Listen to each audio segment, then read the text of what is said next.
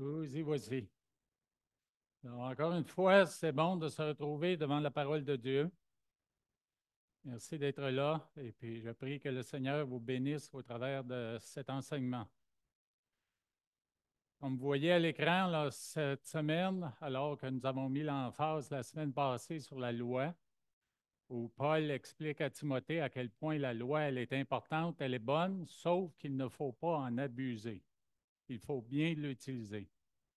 Et puis cette semaine, dans le texte que nous allons regarder, les versets 12 à 17 dans le chapitre 1 de 1 Timothée, eh bien, nous voyons un emphase qui est très grand sur la grâce. Alors, je voudrais commencer par lire le texte que nous allons étudier.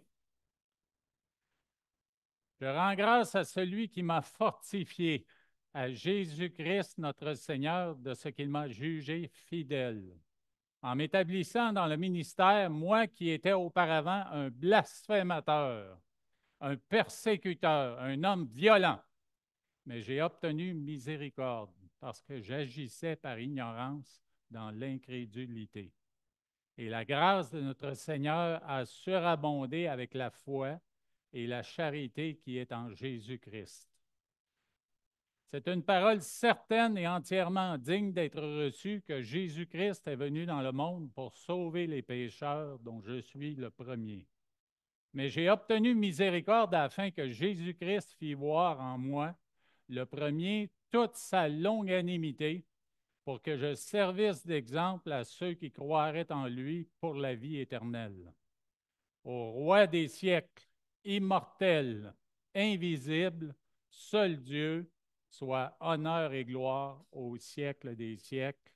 Amen. Éternel, nous voulons ce matin prendre ce temps encore une fois en ta présence et on te remercie pour ta merveilleuse parole qui nous décrit et nous révèle qui tu es dans toute ta grandeur, dans toute ta splendeur. On voit que Paul a été grandement touché dans sa vie, dans une relation avec toi, dans une révélation que tu lui as faite, afin qu'il devienne ton enfant pour proclamer la bonne nouvelle de l'Évangile. On te remercie pour le témoignage qu'il donne ici à Timothée, comment ces versets baignent dans cette grâce que tu lui as faite. Et puis on te remercie parce que nous pouvons prendre le temps ce matin, arrêter le temps, laisser nos préoccupations et dans notre esprit, là, entièrement nous consacrer à ta parole et à sa compréhension. On te prie, je te prie, ô Éternel, que tu parles au cœur de mes frères et de mes sœurs comme tu m'as parlé alors que j'étudiais ce texte et que je me préparais pour faire cet enseignement ce matin. Pour toutes ces choses, comme Paul l'a dit dans le premier verset, nous te rendons grâce, te remercions pour ta gloire, dans le nom de Jésus. Amen.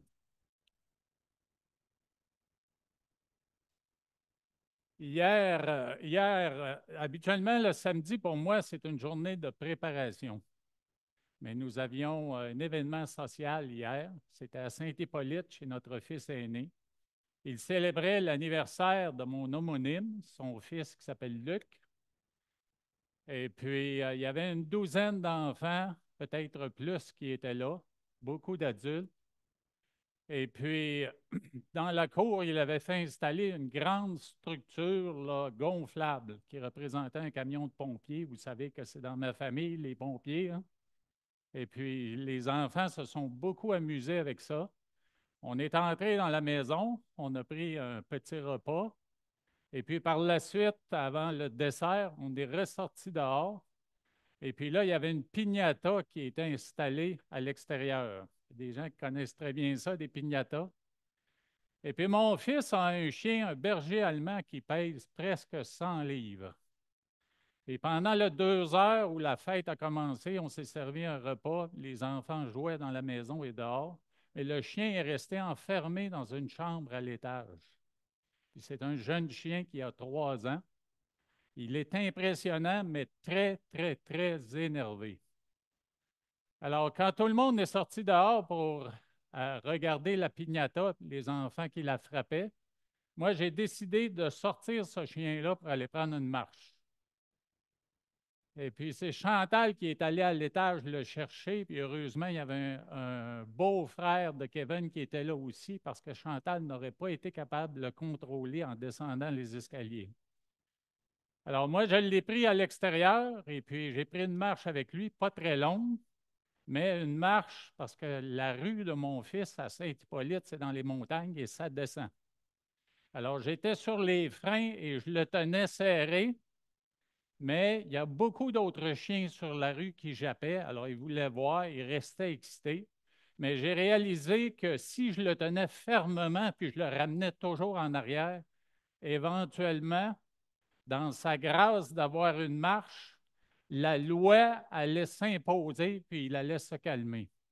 Alors, tout ça, je vous parle de ça parce que Paul, dans son texte, il invite à l'équilibre entre la loi et entre la grâce. Alors, pour moi, là, c'était une grâce que je faisais au chien, mais en même temps, je devais le retenir. Puis après une marche peut-être de 500 mètres pour descendre la pente, et puis en remontant, il s'est calmé. Et moi, j'ai regretté un peu de l'avoir calmé parce que j'avais besoin de sa force pour me remonter la côte là. Mais c'est ça. Puis je suis même resté à l'extérieur dans le gazon avec les enfants qui couraient à droite et à gauche, même les adultes qui venaient le voir en l'excitant un peu plus, en disant «Oh, le beau chien!» puis en le flattant. Puis là, je le retenais. Alors oui, le chien bénéficiait de ces grâces-là, la grâce d'être à l'extérieur, d'avoir une balle à mâchouiller, puis les caresses de tout le monde. Mais moi, je représentais, avec mon poids qui était supérieur à lui, et les efforts que je faisais, je représentais la loi qui le contrôlait. Alors, tout ça pour vous dire que oui, la parole de Dieu, elle nous donne une loi, mais en même temps, Dieu a des grâces infinies pour nous. Et nous qui sommes dans l'Église, impliqués peut-être dans le ministère ou dans le futur, impliqués dans le ministère, nous devons trouver quelque part l'équilibre entre la loi dans nos vies et la grâce, afin d'accomplir un ministère selon la volonté de Dieu. Alors, regardons en détail ce texte. Et puis, avant de commencer, je vous donne une définition de la grâce. Une première qui est très courte, faveur non méritée. Nous savons tous que ce que le Seigneur nous a donné, on ne le méritait pas, le salut qu'il nous a envoyé en Jésus-Christ. Et puis, j'ai trouvé dans un des textes de John MacArthur une définition qui est un peu plus longue. Elle a été traduite en français. Il y a peut-être des tournées de phrases là, qui sont un peu bizarres, mais quand même, vous allez voir. Le tendre pardon de Dieu, pour lequel il accorde gracieusement une exemption du châtiment et la promesse de bénédiction temporelle et éternelle.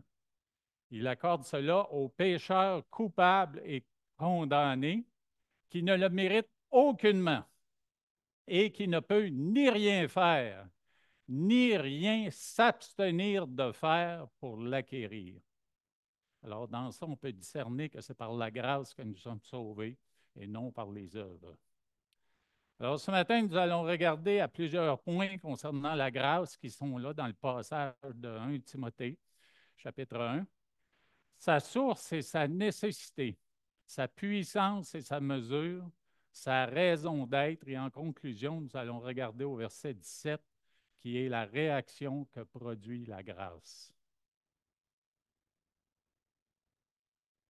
Alors, en ce qui concerne la source de la grâce, dans le verset 12, il est écrit, je rends grâce à celui qui m'a fortifié, à Jésus-Christ notre Seigneur, de ce qu'il m'a jugé fidèle en m'établissant dans le ministère. Alors, on voit très bien, comme ça a été dit à plusieurs reprises ce matin dans les prières, je rends grâce.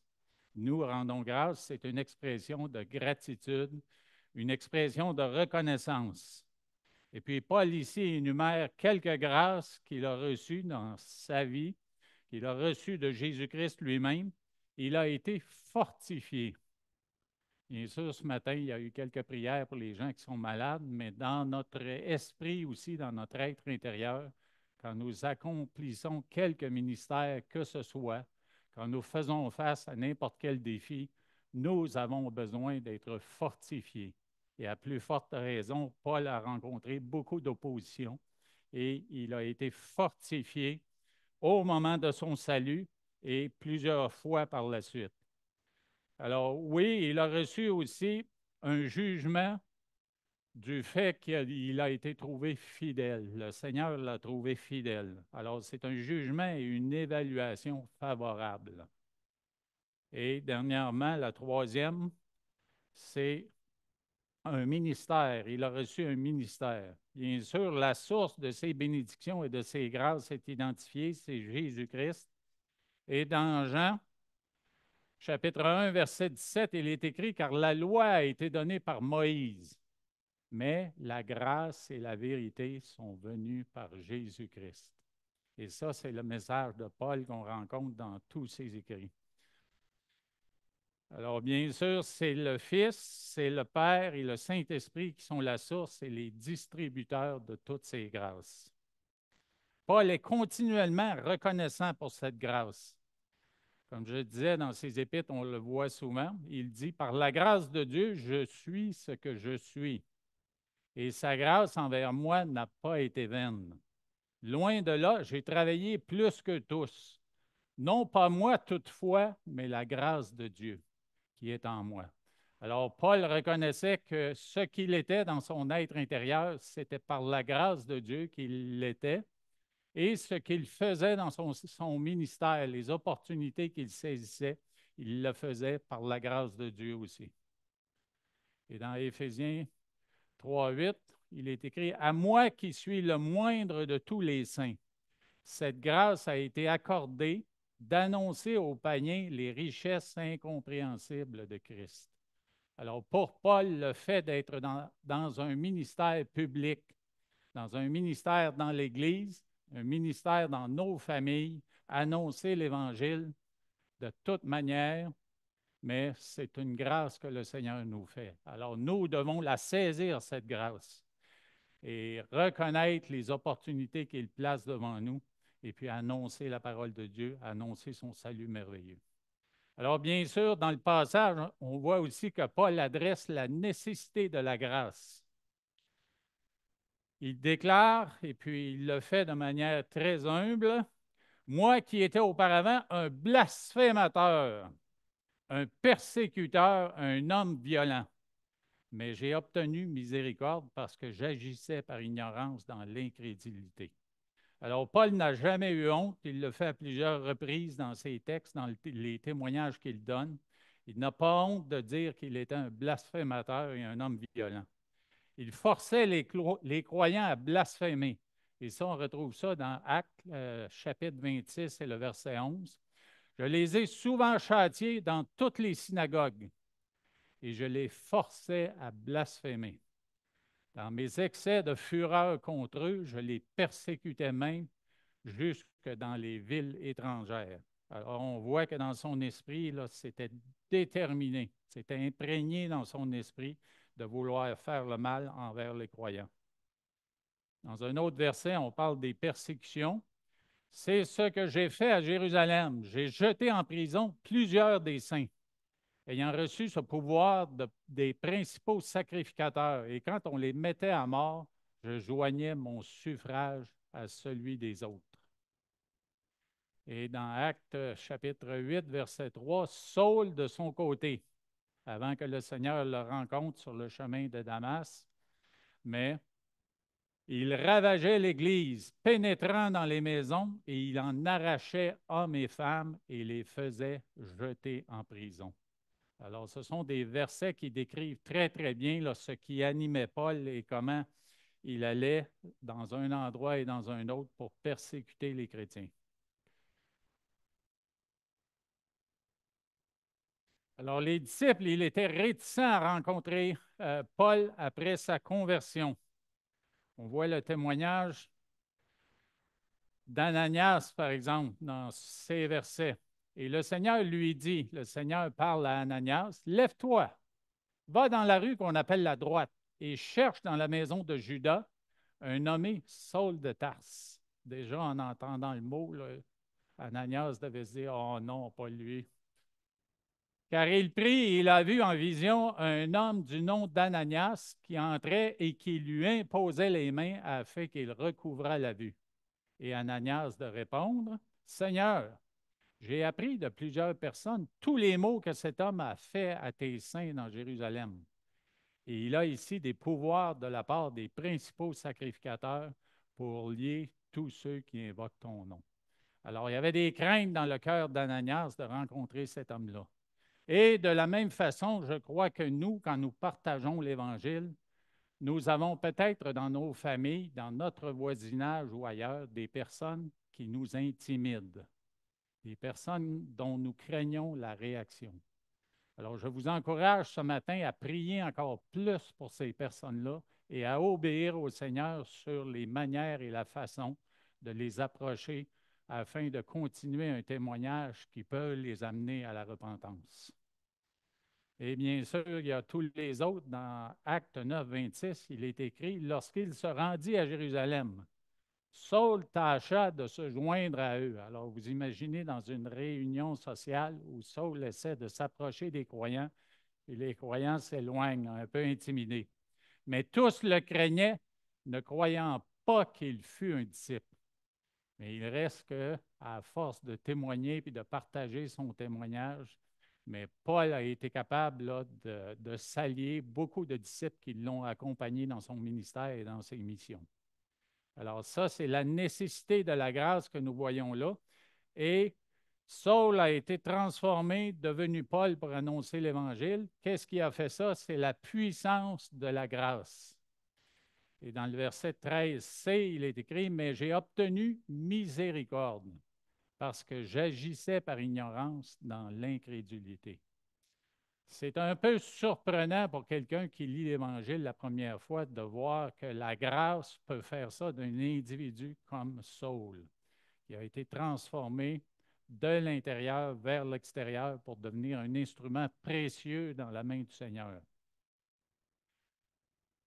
Dans Romains 5,20, on voit un terme qui est là, c'est que la grâce a surabondé, qu'on retrouve un peu plus loin dans un autre verset de Timothée. Or, la loi est intervenue pour que l'offense abondât, afin de révéler l'offense. C'est pour ça le rôle principal de la loi. Mais là où le péché a abondé, la grâce a surabondé. Alors, le Seigneur peut compenser là, amplement, grandement, pour pouvoir transformer une personne que nous, on dirait ou qu'on aurait déclaré pas sauvable. Cette personne-là, elle n'est pas sauvable. Mais le Seigneur connaît les cœurs et il est capable de faire de grandes choses. Alors, ce verset pourrait vouloir dire ou dirait littéralement là, que Paul aurait proclamé j'ai été gracié. Une expression qui nous rappelle là, un animal qui est condamné à mort ou un homme qui est condamné à mort. Puis à la dernière minute, il y a un gouverneur quelque part, un roi quelque part qui va dire ça suffit, on arrête ça. Je veux gracier cet homme, il est épargné. Dans son amour, et puis on voit ça dans les passages où Paul témoigne de cette conversion-là et de ce qu'il a reçu de Dieu. Il va parler non seulement de la grâce, mais il va parler de l'amour de Dieu qui a conçu un plan du salut.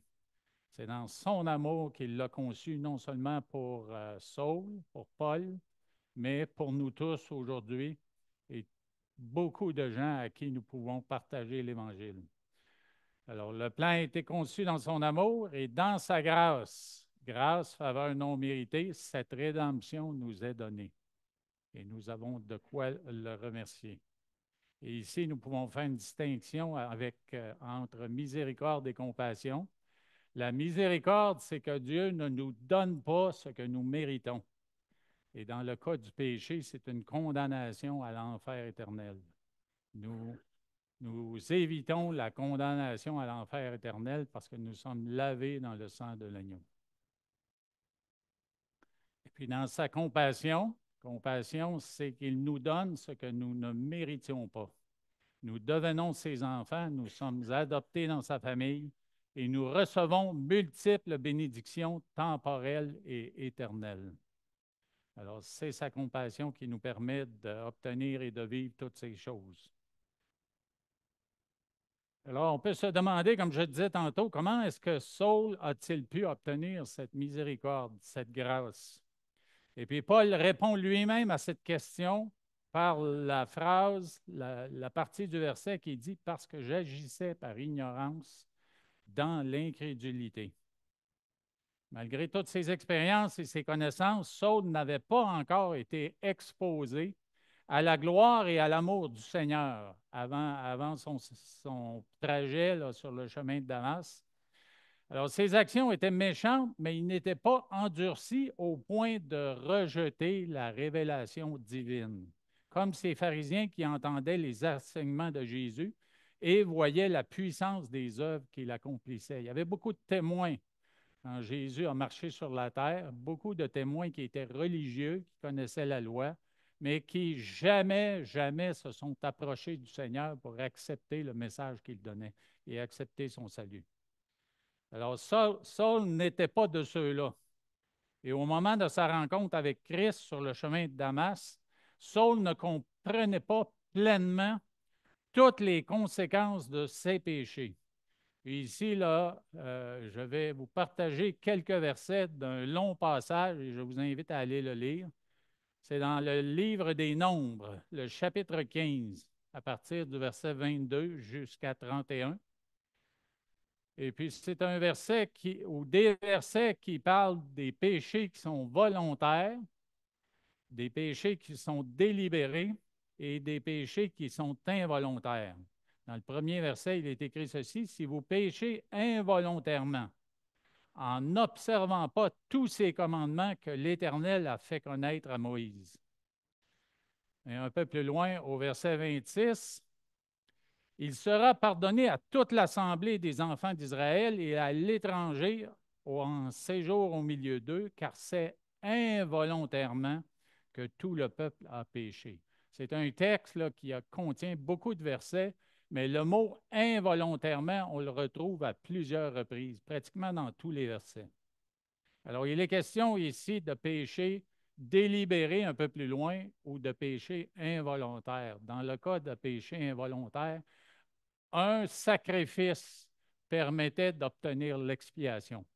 Mais comme vous allez voir dans les derniers versets 30 et 31, mais si quelqu'un indigène ou étranger agit la main levée, c'est-à-dire délibérément, volontairement, il choisit de le faire, et il outrage l'Éternel, celui-là sera retranché du milieu de son peuple. Il a méprisé la parole de l'Éternel et il a violé son commandement. Celui-là sera retranché et il portera la peine de son iniquité.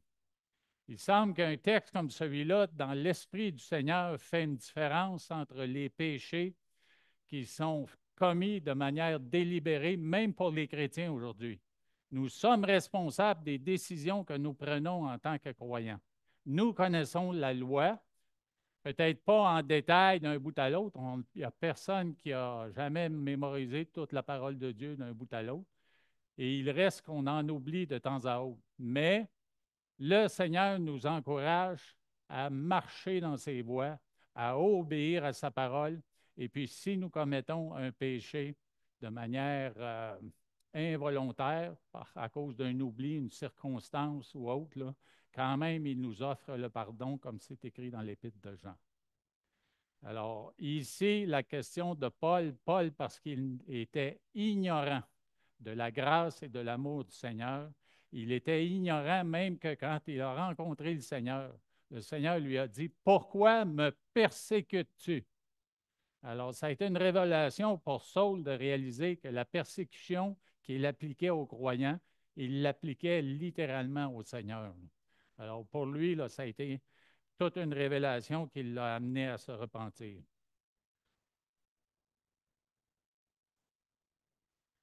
Alors, oui, elle est puissante,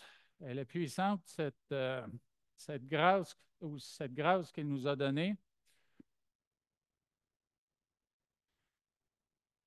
Et bien sûr, le Seigneur l'a aussi exprimé alors qu'on le clouait à la croix. Il a exprimé sa compassion pour les gens qui le clouaient à la croix. Pardonne-leur car ils ne savent pas ce qu'ils font. Et ils se partagèrent ses vêtements en tirant au sort. Dans Acte 3, 17, dans le discours de Pierre, il est écrit: Et maintenant, frères, je sais que vous avez agi par ignorance ainsi que vos chefs. Alors, ça faisait partie aussi du discours des apôtres qui prêchaient l'Évangile, que si quelqu'un s'était opposé à la parole de Dieu, à la bonne nouvelle, à Jésus-Christ, mais il y avait un espoir de repentance, il y avait un espoir de salut. Et dans Acte 26, le verset 19, un verset qui est comme quoi surprenant, puisque Paul, dans le témoignage qu'il apporte au roi Agrippa, il dit ceci: en conséquence, roi Agrippa, je n'ai point résisté à la vision céleste. Je n'ai pas résisté au message que le Seigneur m'a apporté. Cette rencontre-là avec le Seigneur, ça n'a pas fait que j'ai tourné les talons, je suis parti dans l'autre direction. Il est resté là, il a eu ce court entretien avec le Seigneur, et puis ça a bouleversé et changé sa vie. Alors, pour les gens à qui nous témoignons, il se peut que temporairement, ils résistent au message de l'Évangile. Mais c'est une prière ici que nous pouvons faire pour eux. Prions qu'ils ne résistent plus ou qu'ils ne résistent pas à la vision céleste que nous leur partageons. Tantôt, notre frère qui a présidé a parlé du ciel, mais nous partageons Jésus-Christ, nous partageons la vie éternelle, le ciel, la vie dans le ciel, la vie au paradis, après que le Seigneur ait réglé la question du péché sur la terre. Et je termine avec cette déclaration: la grâce de Dieu est puissante pour amener à la repentance le pire des pécheurs, la pire des pécheresses. Alors, continuons de prier avec foi et puis demandons au Seigneur de leur ouvrir les yeux sur la vision céleste que nous leur partageons. Un peu plus loin, nous voyons la mesure de cette grâce, comme j'ai mentionné tantôt, et la grâce de notre Seigneur, elle a surabondé. Et la charité, bien sûr, c'est le mot amour, agapé, qui est en Jésus-Christ. La grâce de Dieu, elle est suffisante pour combler tous les besoins, principalement le besoin de pardon, le besoin d'être purifié de nos péchés, mais aussi elle est suffisante pour tous les autres besoins.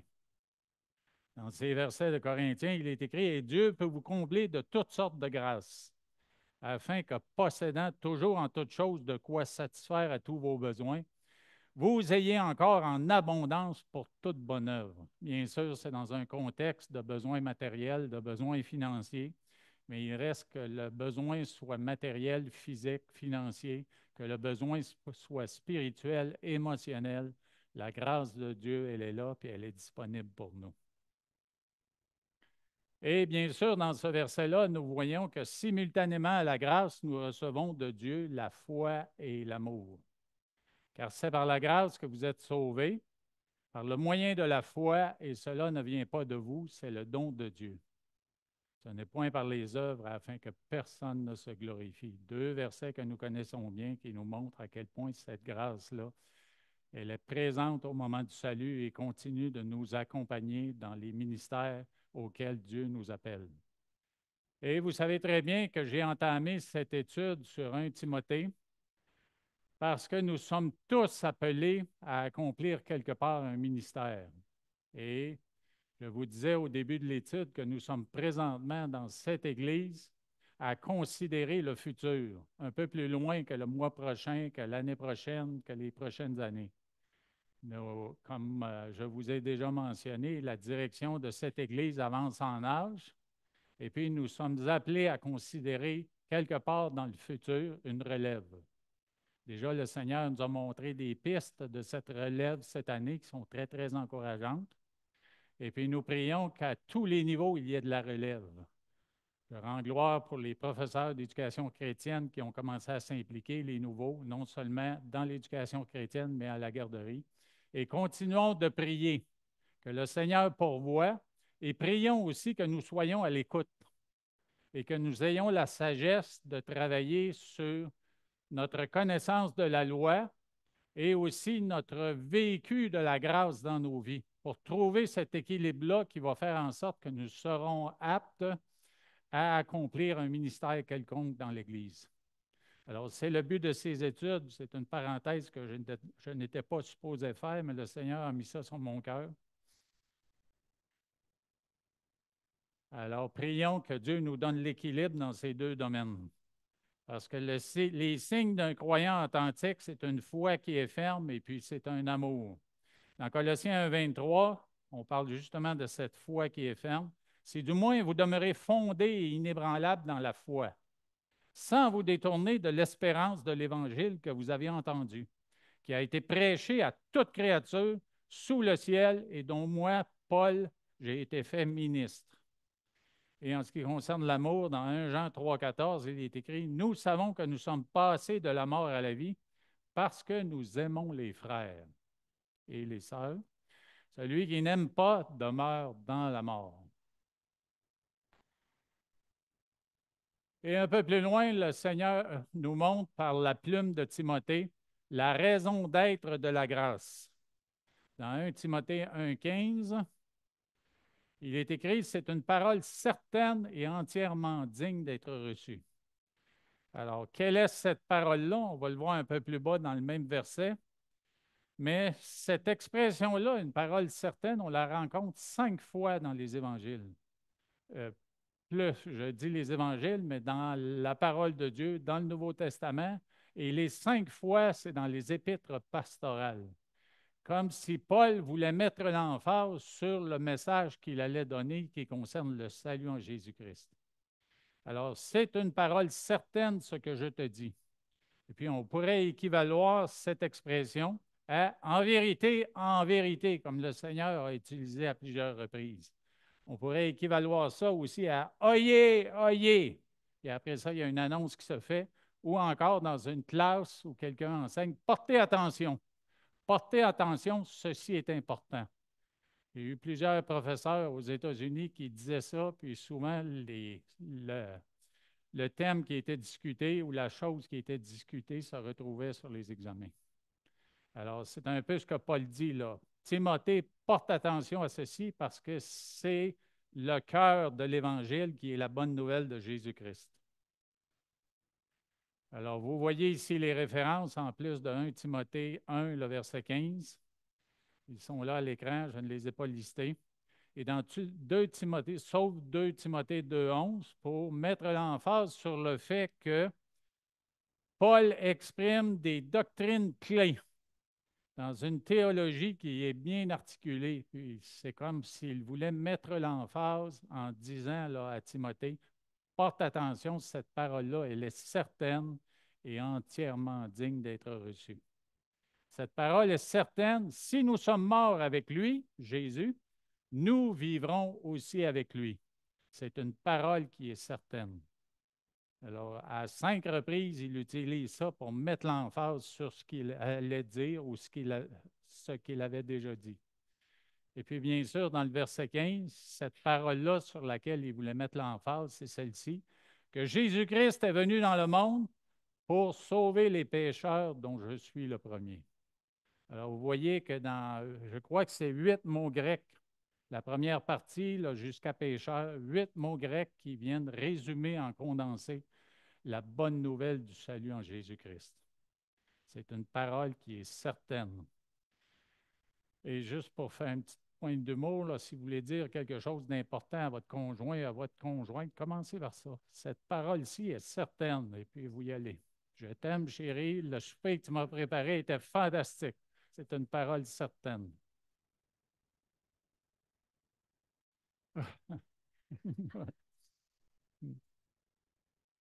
Alors, comme je disais, 8 mots grecs, un condensé de l'Évangile, c'est la bonne nouvelle. Dans le verset 16, il est écrit, mais j'ai obtenu miséricorde afin que Jésus-Christ fit voir en moi le premier toute sa longanimité, pour que je servisse d'exemple à ceux qui croiraient en lui pour la vie éternelle.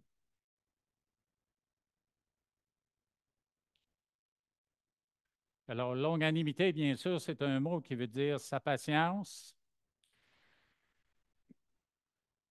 Et puis, on voit ici deux raisons pour lesquelles Dieu a démontré de la patience avec Saul pour ensuite se révéler à lui et dans cette vision qu'il a eue. La première, c'est que Jésus révèle sa patience, son amour, sa grâce, sa miséricorde, sa compassion, sa sagesse. C'est lui qui l'a fait et il l'a fait par amour. Et la deuxième, bien sûr, c'est parce qu'il allait utiliser cet homme-là et Paul allait devenir un instrument dans la main du Seigneur, un exemple pour ses contemporains et pour nous tous.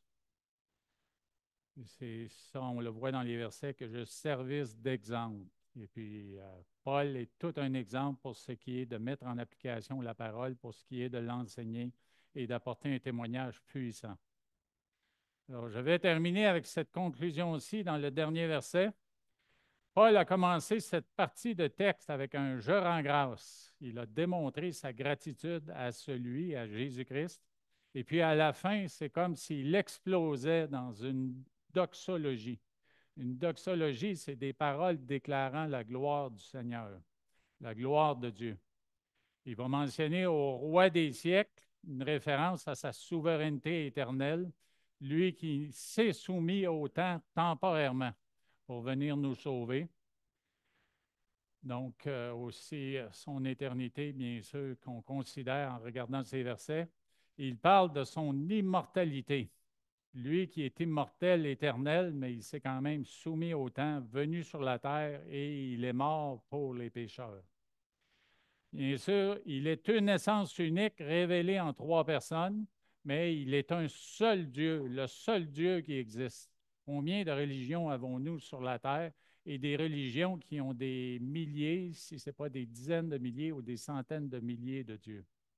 Lui, il est le seul qui apporte un salut par la grâce, un salut qui est gratuit. Tous les autres dieux vont demander des œuvres, vont demander des sacrifices, vont demander des offrandes pour être sauvés. Et puis, il y a dans son invisibilité, il a choisi d'ailleurs de se révéler à Saul en se présentant à lui comme une voix qui lui parlait, là.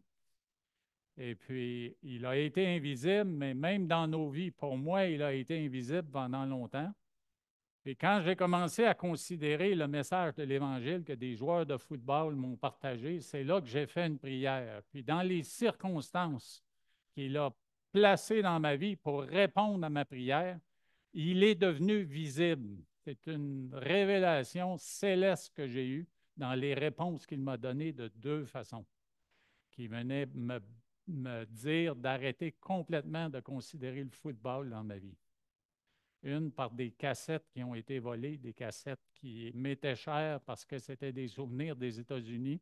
Ça augmentait mon orgueil en moi de voir les succès que j'avais eus au collège là-bas. Ces cassettes-là ont été volées chez mes parents, alors que mes parents ont demeuré au même endroit pendant 40 ans, puis il n'y avait jamais eu de vol.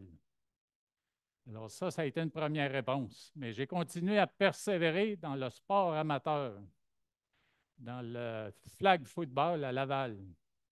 Et puis, les gars dans l'équipe me disaient, Luc, une chance que tu es là pour lancer le ballon. Nous, on court, on attrape le ballon, mais si tu n'étais pas là, on serait dans le trouble. Hey, je me pétais les bretelles, là, ça me faisait du bien. Et le matin même, un dimanche, où on jouait un match qui allait nous mener au championnat canadien. À la fin de la première demi, je recule pour lancer le ballon. Le joueur qui vient vers moi pour me toucher, il lève les bras et ma main, en fouettant, en lançant le ballon, frappe son coude. Je me casse la main à deux places. J'ai continué de jouer l'autre demi. Ma main était enflée comme ça quand j'ai fini la partie. On a gagné. L'équipe a gagné la partie. L'équipe allait au championnat canadien. Moi, j'étais dans le plat pour 5 semaines. Alors, de ces deux façons-là, ça a été ma révélation céleste. Alors, prions que Dieu donne des révélations célestes aux gens à qui nous témoignons. Prions.